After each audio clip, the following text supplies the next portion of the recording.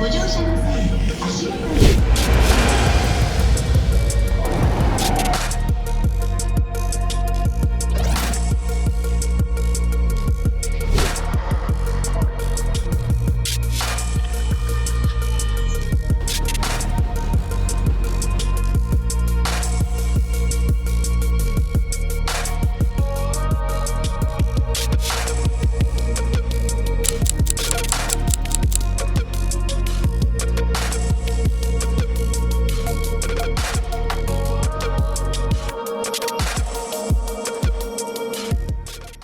Most people don't understand the tricks that savvy travelers use to get around Japan, and that's okay. None of us know until we learn, and that's why I made this video. The truth is, as a foreigner, the language barriers, the complex travel networks, the numerous passes with different rules and options can make traveling Japan daunting, challenging, and pretty stressful too. What if you waste money on passes you don't need? Or what if you don't get the passes you do need? And did you read the fine print? It's important. What if you get on the wrong subway or train and miss your pre-booked activities or the opening hours of an attraction? Sorry folks, park's closed. And even worse, what if you get lost? And why is it that the best route between point A and point B is always changing? The truth is, these same concerns lead tourists to spend big money on huge tour groups just for the simplification of not having to worry about transportation. But what if I told you that after watching this video, you're gonna feel confident navigating your way through Japan. You're gonna know what passes to buy, how much they'll cost, and how to use them. And you're gonna be able to efficiently use the tools to get from point A to point B. But most of all, you and those around you are gonna be confident in your abilities to get around Japan. And here's the best part. You don't have to take notes or remember all this stuff because I'm gonna leave a cheat sheet in the description of this video. All right, so let's get to it. I'm gonna show you the easiest way to navigate Japan's transportation system, but first let's talk about efficiently covering the costs of using Japanese transit. Let's start with the Japan Rail Pass. The Japan Rail Pass is a pass designed specifically for tourists. It provides you unlimited access to all JR lines throughout Japan, but I don't recommend it. I'm gonna tell you the reasons I don't recommend it, but first let's go ahead and cover the features of the pass itself. There's two types of Japan Rail Passes, also known as JR passes. There's the regular pass that gives you unlimited access to JR lines and some JR buses.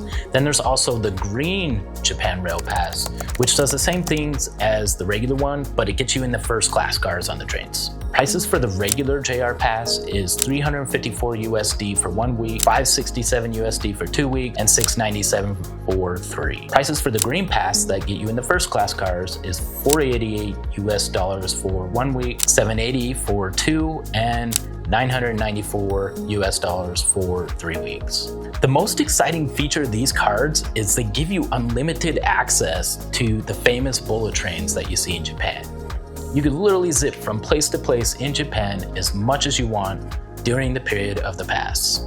But as I mentioned before, I don't recommend this pass, and here's the reasons why. First, the pricing and timing is not a good fit for most people's trips. For example, if you get a 1 week pass and you're staying for 1 week, okay, maybe that would be good. But if you're staying for between 8 and 13 days, that means you're gonna have to get a 2 week pass, even though you're not staying a full 2 weeks. The second reason I don't like the JR Pass is you don't get access to all the Shinkansen bullet trains. Specifically, you have to buy an additional supplement ticket to ride the Nozomi and the Mizuho trains. But here's why that matters. Let's pretend like you're traveling from Tokyo to Osaka. The JR Pass covers the cost to ride on the Kodomo and the Hikari bullet trains. The Hikari train will take approximately 2 hours 47 minutes, whereas the Kodomo train takes approximately 3 hours and 47 minutes, way longer. The JR Pass does not cover the cost of the Nozomi train, which only takes 2 hours and 22 minutes to get to Osaka from Tokyo. So real quick, I wanted to point out that the Nozomi train doesn't actually travel faster than these other trains, it just makes less stops. It's like an express train. At first glance, this doesn't seem like a big deal. After all, the Nozomi train only gets you there 25 minutes faster than the Hikari train.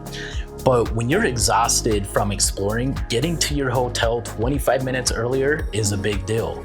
The other thing with that is you may have to wait longer to get the Hikari train. For example, let's say you arrive at the station, you're ready to get your Shinkansen tickets to go to Osaka, and the next two trains happen to be Nozomi trains, so you have to wait longer to get the Hikari train. That adds to the total transit time to get to your hotel and get a good night's rest. As a side note, the majority of the time, you can show up to the train station and just buy tickets for the next bullet train out of the city.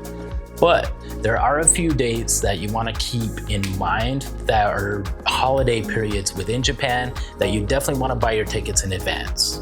April 27th through May 6th, August 11th through August 20th, and December 28th through January 6th.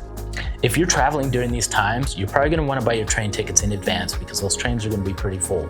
You're also going to want to buy advance tickets to different attractions you want to see in Japan as well. So the third reason that I don't like the JR Pass is you actually have to ride the train an awful lot to get your money's worth. So for example, let's say you fly into Tokyo, you do your thing in Tokyo, now you want to go ahead and take the train to Osaka and take the train to Kyoto and then make your way back to Tokyo. I think this would be pushing it, but let's say you're going to do this in a week, and so you get the cheapest JR Pass, which is the $354 US for the regular pass, not the one that gets you in the first class cars. Paying for a reserved seat from Tokyo to Osaka would be approximately $100 if you paid out of pocket. Paying for a ticket from Osaka to Kyoto would be approximately $40. And in the final leg, paying for a ticket from Kyoto to Tokyo on the fastest Nozomi train is about $98 US.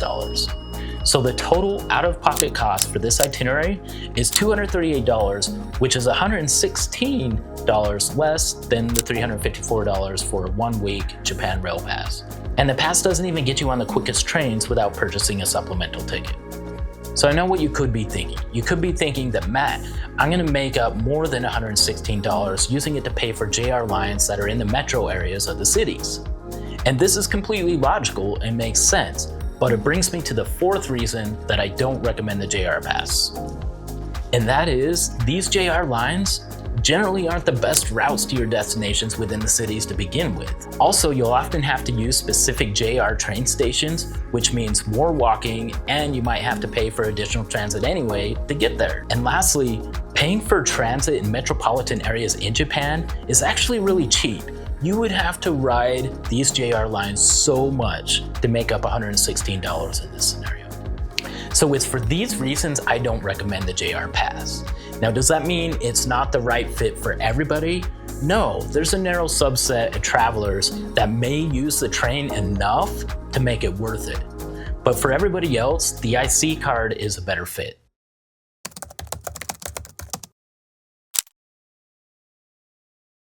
Getting the right IC card is the first step to simplifying transit in Japan, but there is not one card that is a perfect fit for everybody that's visiting. But before we know what the right IC card is for you, we have to know how they work and what the different features are. An IC card is a refillable transit card. You can obtain the IC card and fill it up with money at numerous machines all across Japan. It can be used to pay for trains, subways, trams, and a lot more in most metropolitan areas of Japan. Plus, you can also use them to pay for goods and services and even vending machines. So here's how they work on the transportation mode that you're likely to use the most in Japan, and that's the subways. First, you add money to the IC card. Inside of the transit station, you'll tap your card when you enter the subway gate. The system will record where you entered, the gate will open, and let you in. After you arrive at your destination, you'll tap the card again as you exit the station. This will record where you traveled to, and at that point, your IC card will be debited for the specific cost of that trip, even if you transferred to different metro lines during your journey. It's a convenient and easy way to cover transportation costs in Japan without having to buy individual tickets or day passes. It also works the same way for different transportation modes like buses. You can easily check the balance on your IC card, and you can add money as needed. And when you're done with your trip, you can go ahead and refund the balance back to you before you go home. But there's a caveat to these refunds, and that's one of the reasons that getting the right IC card is the most important thing. There's 10 different IC cards used across Japan. They're all compatible and can be used in other regions of Japan. It's important to point out though that they work in most places in Japan, but not all places. So if you're going somewhere that's a little bit more obscure, you may want to do a quick Google search to make sure that your IC card will cover transportation costs in that region. So which IC card is right for you? Well, that depends on a couple of things. But first, let's go ahead and cover the features and benefits of the different IC cards. Fortunately, we don't have to cover all of them. We're just going to cover the ones that are relevant to most travelers. The Suica card is issued and refunded by JR East. It requires a 500 yen deposit, and it works for transportation in all major metro areas in Japan, including the most popular like Osaka, Kyoto, and Tokyo. And the deposit and the balance is refundable when you go back home. The PASMO card is an IC card that is issued by an association of private railways and bus companies. Like the Suica card, it works for transportation in all major areas in Japan, including Osaka, Kyoto, and Tokyo. It also has a 500 yen deposit, and the deposit and balance is also refundable at the end of your trip. The differences between the PASMO and the Suica card are pretty inconsequential, but here's where things get a little bit interesting. Both the Suica and the PASMO card have options for short-term tourist stays, less than a month. For PASMO is the PASMO passport, and for Suica is the Welcome Suica card. The benefit of these tourist options for both of these cards is that you don't have to make the 500 yen deposit when you get the cards. Therefore, you don't have to worry about returning them, and you can take them home as a souvenir. So that's the one you should get, right? Well, not exactly. The disadvantage to these cards is you can't have the remaining balance refunded to you before you go home. So if you have 5,000 yen left on your card, when you're ready to go home, you're stuck with it and you have a 5,000 yen plastic souvenir in your luggage. Having said that, if you're arriving in Tokyo, the best IC card to get is either the Suica or the PASMO card. So why did I cover 4 cards? There's actually 2 big reasons. First, after a long sleepless red-eye to Japan, it's easy to get the regular and the tourist versions mixed up, so double check you're getting the right card. The second reason is a bit more complicated. In 2023, a shortage of IC chips caused the sale of the Suica and the PASMO card to be suspended until further notice. But you can still get the Welcome Suica card at the airport. But that's the card that I don't like or recommend because you can't get the balance of it refunded back to you when you go home. You could go with that option, but then you'd have to keep checking the balance over and over again and only add small amounts to make sure you're not adding too much. And then you want to make sure you have just enough to get to the airport and have about 0 on your card. That way you're not wasting any money. One thing you could do is start using the card to make purchases just to draw the balance down so you're around a 0 balance when you go back home. And if you don't mind doing all this, the convenience of getting the Welcome Suica card at the airport is probably a good fit for you. Personally, I don't want to fuss with all of that. I want to get an IC card, I want to top it off all the way as much as I can, use it, not worry about it, and then at the end of my trip, I want to refund it and go home. If this issue has not been resolved by the time you travel to Japan, I have a couple secret spots in Tokyo where you can still get the Suica card. Okay, so they're not secret spots, but most tourists don't know about them.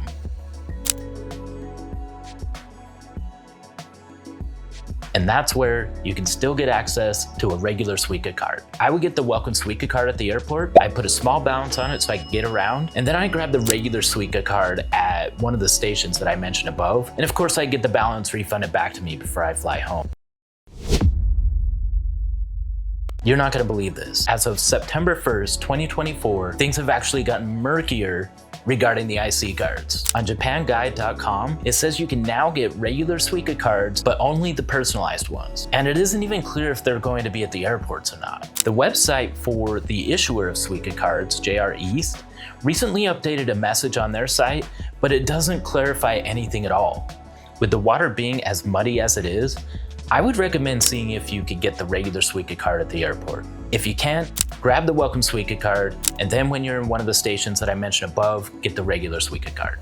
Another option is you could get the electronic version on your phone, but here's the issues I have with that. Refunding these electronic versions on your phone is not quite clear. They can be refunded, but I've read a lot of conflicting information about it. On PASMO's website, it says the withdrawal procedure for registered members on the menu, which is in Japanese only, allows the balance to be refunded to a Japanese bank account. I don't like the sound of that. If you have any experience refunding an electronic IC card on your phone, I would love to hear from you. Let me know in the comments below. One option would be to go ahead and use it to pay for purchases to draw down that balance before you go home. But there is one other issue that I have with using an electronic IC card on your phone.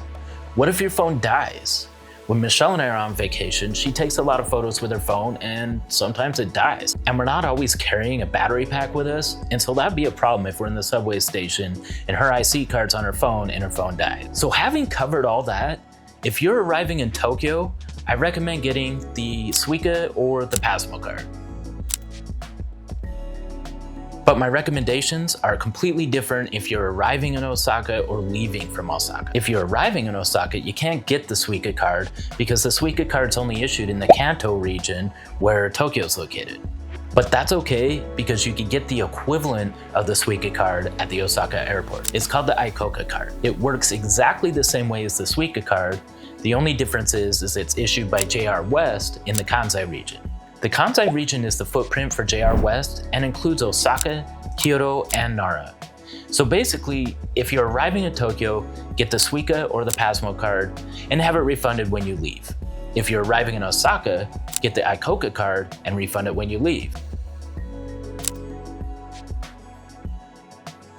But if you have an open jaw flight, that's where things get a little trickier. An open jaw flight describes an arrival in one city and a departure from another. And it looks like an open jaw on a map, and that's where the term came from.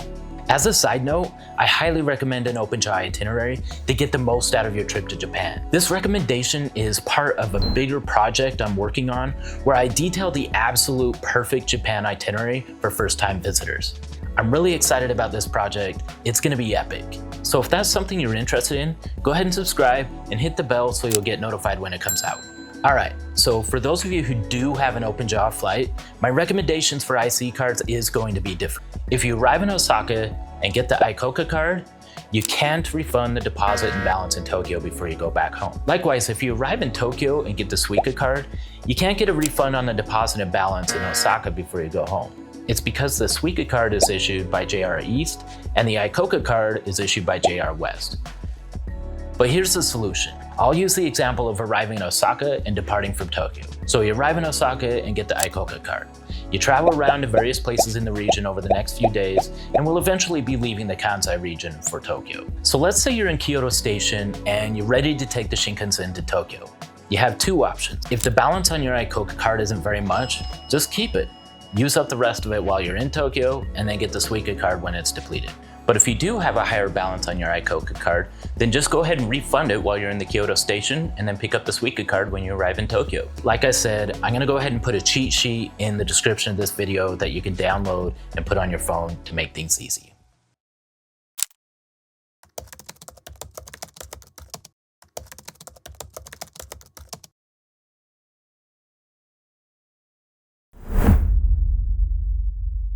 Now we could get into something more fun. You'll be surprised with the cultural norms and etiquette with Japanese transportation. There's something I noticed on Japanese transportation that I haven't seen anywhere else. And it's a model that I think every country around the world should aspire to. I'm gonna tell you all about it, but first we're gonna cover the tricks you need to know to navigate through Japan with ease.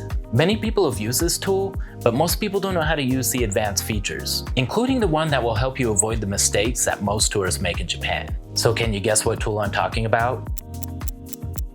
It's a map. Duh.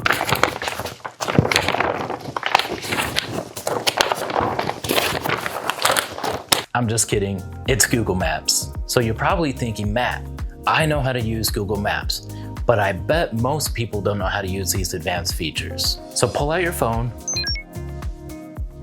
and let's do this together.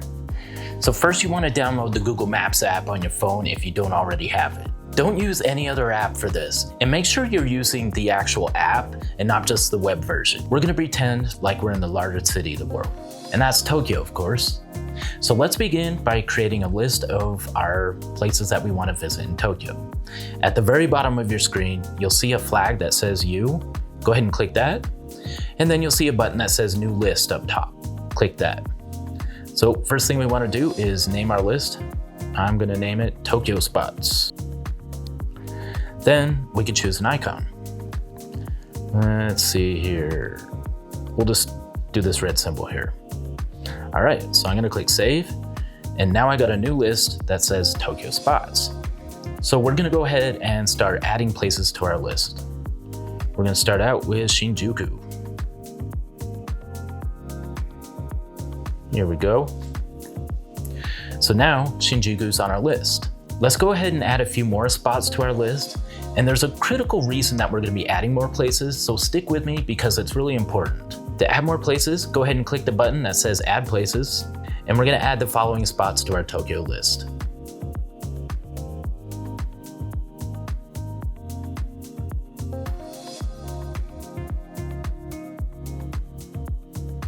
All right, so now we have our list, and these lists are so handy. I have lists for all sorts of things, even camping spots.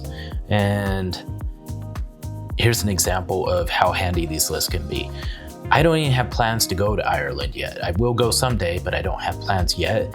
And I already have all the spots I want to see listed out, ready to go. And you'll be able to see that I have things marked for everywhere. Like Iceland going on here. And recently we were in New Zealand, and obviously I had that marked up as well. So these lists are super handy. You could create lists for places you want to eat. You could create lists for camping spots. They're just a really handy thing to have. All right, so let's get back to our Tokyo list. Tokyo spots. And here's one of the nice things about the list is you can easily visualize how close all of the spots you want to see are compared to each other. And so that can help you plan your days. Like for example, on day one of our trip, maybe we want to stick around this area right here because all of these places are so close to each other. One cool feature about these lists is about in the middle of the screen here, you can see a button that says Invite Collaborators. You click that and I could literally send a message to Michelle where she could pull up the list and start adding places that she wants to see as well. And of course, if you click the little button, it's like a square with an arrow pointing up. You could go ahead and just share the list and text it to someone so they can see it, see what you have planned out. And one thing you'll notice on my map is we got the colored squiggly lines everywhere. Those are subway routes. You don't really need those, but I prefer to see them when I'm looking at my map. How you would set them up is in the upper right-hand corner of your screen, there's a couple squares stacked on top of each other, and that brings up the different map options. I always keep mine on satellite, but you could click it to terrain or you could go to default. Again, I like to keep it on satellite. One of the things I like to do when I'm at home is I like to understand what my drives will look like. And so you could go ahead and click traffic, and that will show you what the traffic looks like on the freeways. And right now, it looks really good in Tokyo. It's probably in the middle of the night right now in Tokyo. So anyways, I'll click that again, and we're gonna choose transit because, again, I like to see the subway routes and rail lines on my maps. And here's a reason why. For example, let's say I'm going somewhere and I want to evaluate whether I need to rent a car or not. So we'll use LA as an example. Where is it? Nope. Here we go. So in LA, we do have transit lines. You can see they don't go many places. So LA is an example of, obviously, you'd have to rent a car. And anybody familiar with LA would know that already, but I like to have these on my map so I can easily look and decide whether I can take public transit or not when I visit a destination. All right, so let's go ahead and pretend like we're ready to go to Omowita Yokocho because it's time to eat dinner. We'll go ahead and type that in. Select it, and there we go, Omowita Yokocho. So now we're gonna click the button that says directions, and where it says choose starting point at the top, we'll click that. You can choose your location, where you currently are. I don't wanna choose that because I'm not even in Japan right now. You could also choose based on the map itself and just find a point on the map and say, here I am. But in this case, I'm gonna have our starting point be Shimbashi. So type that in. Shimbashi. So at the top, you can see different methods of transportation. Right now, I have it on walking, which is 1 hour and 40 minutes. I don't want to do that, but you could choose a lot of different things like biking or the car, but we're going to choose subway in this case. So one thing you'll see that's interesting right now is it wants me to take the Yamanote line all the way around to get to this spot.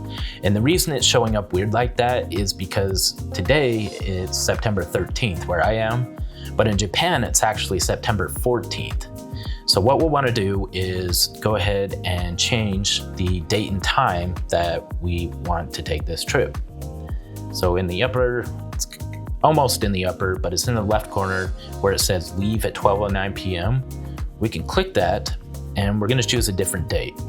Let's say we're going to go on Sunday. And obviously this is really easy for future planning of trips as well. We're going to be going to dinner, so let's say we're leaving at about 6:10 p.m. Google's going to recalculate. So now it's a significantly more direct line.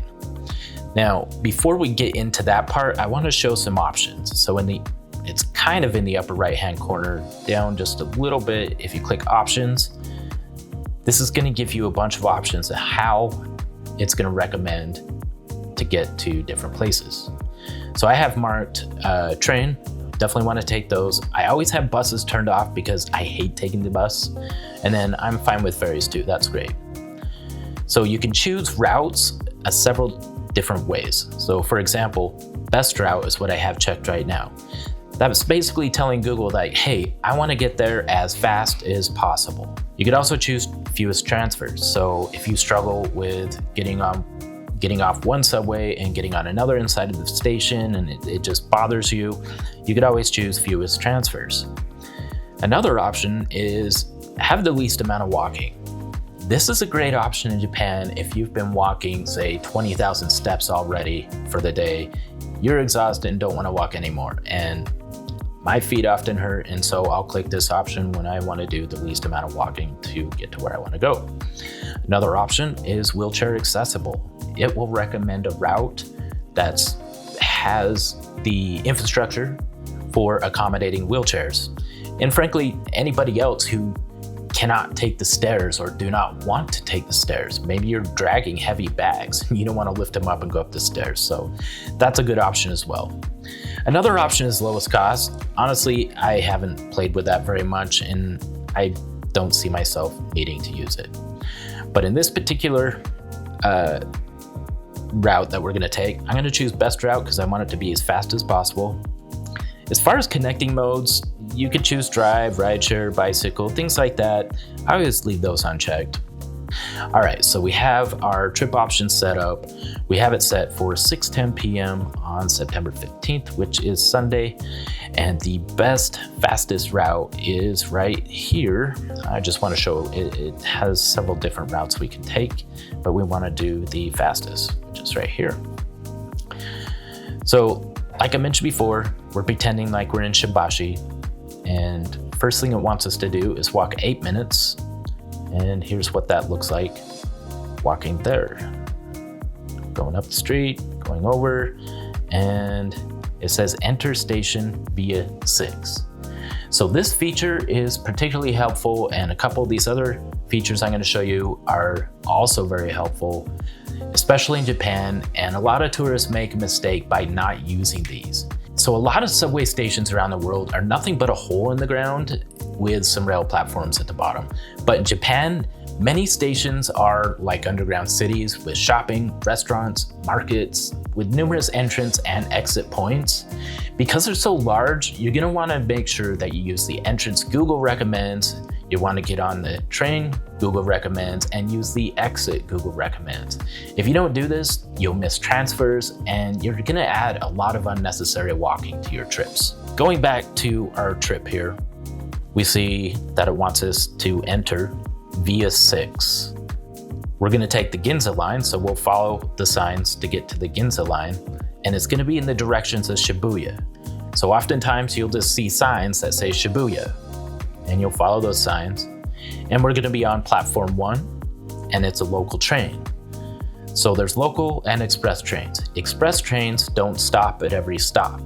Therefore, if they're an express train, they go faster. Local trains do stop at every stop. So don't accidentally get on an express train, even if it's going in the direction that you need to go. So let's pretend like we do some window shopping, or I need to go to the bathroom, something happens, and we don't get to the station fast enough to catch our 6:20 p.m. train. So if we click here, we can see all of the other departures. And you can see that it's pretty reliable that there's gonna be a train every 4 minutes, so we don't have to stress about missing our train. So this is one of those important things. This is a 6-car train. The boarding position for the fastest transfer is in the 6th car.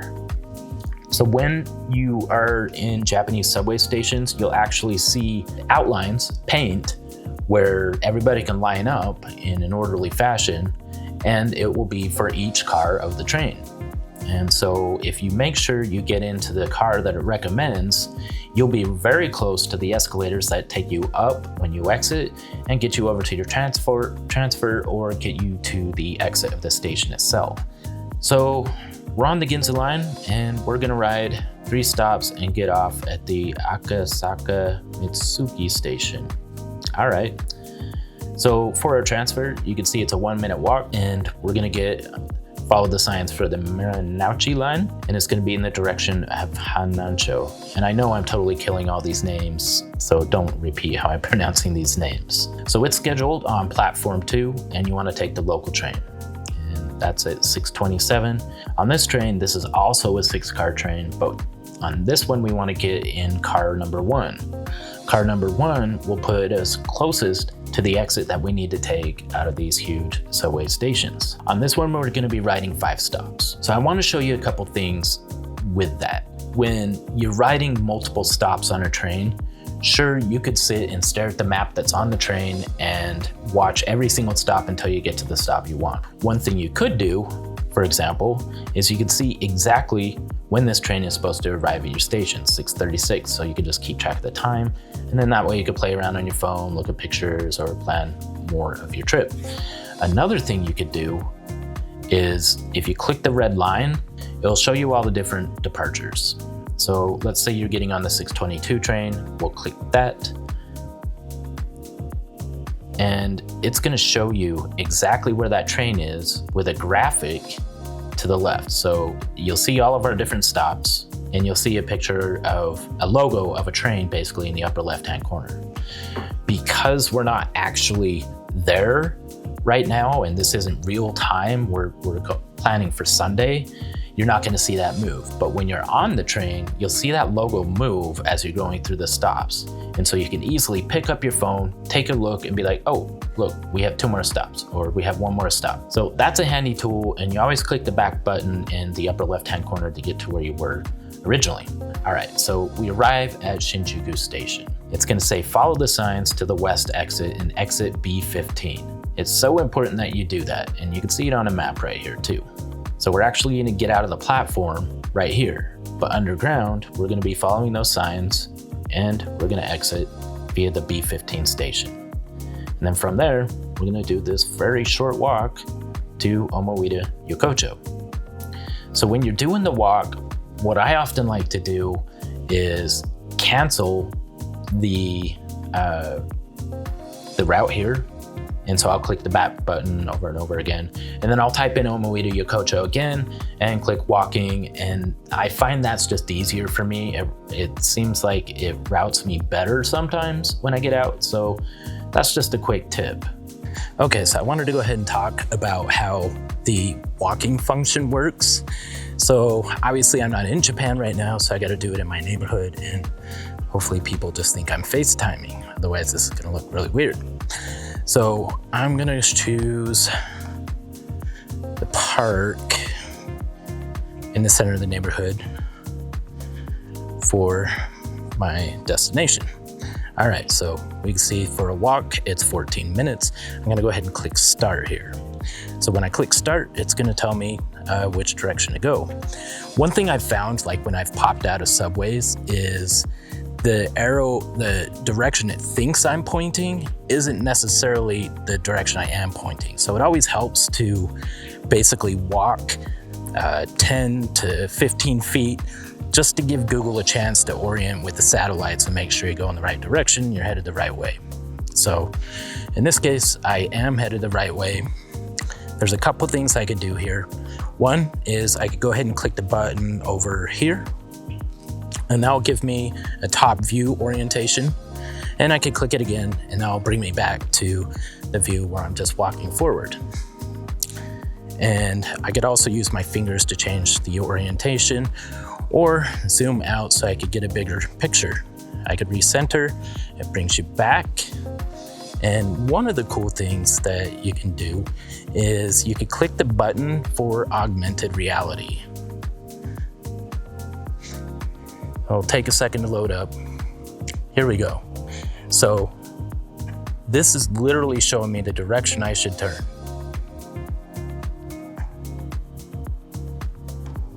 And so anytime that you're really unsure of which direction you should go, use this augmented reality and it will get you going the right way. One other thing I wanted to mention about the augmented reality feature is you're supposed to be able to move your phone around and it will show you restaurants and shops that you're pointing your camera at and have descriptions of them. I've never used this, so I don't know how well it works. Obviously, it's not going to work in my neighborhood because there are no shops available to try out the feature. That's what I wanted to show you about the walking portion. It's pretty cool. There's a few little tricks you got to do to make it work well, and that augmented reality is pretty neat how that works as well.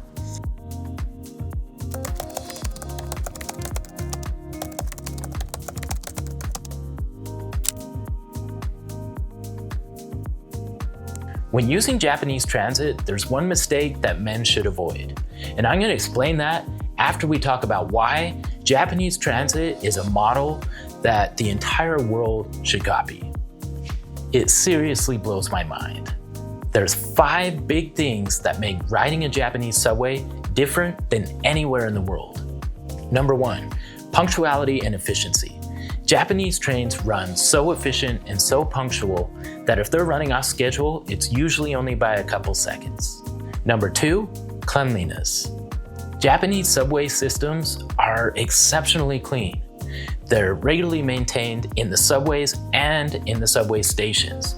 People don't eat or drink on the trains or in the stations, and that's gotta contribute to why they're so clean. And passengers are generally respectful about being tidy in their areas. I think this is impossible for you to truly understand until you've seen it yourself. Have you ever been on a subway in New York? It's a totally different experience. Number 3, safety. Tokyo happens to be the safest city in the world, and it's not uncommon to see young children riding the subway. I've seen it and it just blows my mind. They know where they're going, they know what to do, and they don't have to worry about anything happening to them. Number 4, cultural etiquette. There's general norms of behavior on Japanese subways, like not talking on the phone or being loud.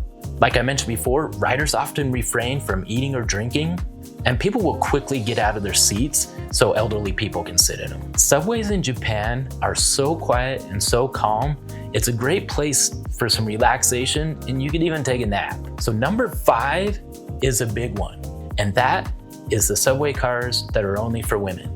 During rush hour, Japanese subway cars can be so packed. Someone's butt is gonna be pushed up really tight against you, and your butt is gonna be snug with someone else.